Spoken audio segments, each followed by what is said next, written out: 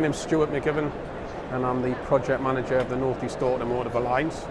In terms of who we're showcasing here today, we are a member organisation and we've brought with us Zerust, who are looking at protective packaging. We're looking at a fastener company, TR Fasteners, who we brought to the show.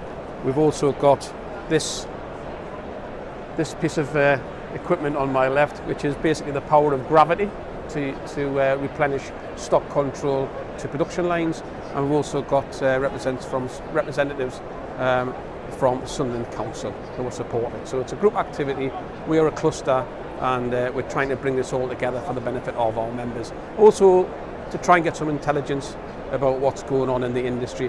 And you'll always pick up something when you come to these shows. There's always some kind of fine-tuning of knowledge required, but there's always good ideas that we can exploit. I think you've got to go back to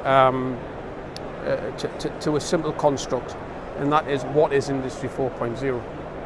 And I think everybody's got a different perception of it. And as I've already said, the perception to PAV, the perception of something is your own reality. I'm coming at it from a point of view of production efficiency. So where we have a production process, we have inputs into a process, which is man, material and machine. We feed those inputs into a process. We then make a product. We can then measure that product by quality, cost and delivery. Now at the moment, companies have got a variety of ways of making their product more efficient. Now for me, Industry 4.0 is the use of technology to improve your efficiency. That's what I think Industry 4.0 is. Everybody wants to tell me what it is. What I like to understand is, what can you use? Where can you put it in an organisation? How much does it cost to put in? And what benefits? Now, an example of Industry 4.0 in a fragmented way could be a real-time energy monitoring system. So within the NEA, we had a company that remotely monitored wirelessly its energy. That enabled the company to become more efficient in terms of their costs, and also get a better handle on their energy use. That is Industry 4. It's part of Industry 4. So from that perspective, that was an Industry 4.0 kind of approach that was enabled. We were enabling our members to adopt that, and we've had some successful adoption. So that's one example. So when I talk about Industry 4, I'm on about the use of the technology within that process model, and that's an example.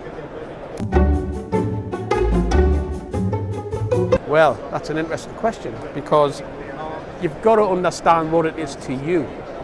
Yeah? If you look at where Industry 4.0 comes from, it comes from Germany.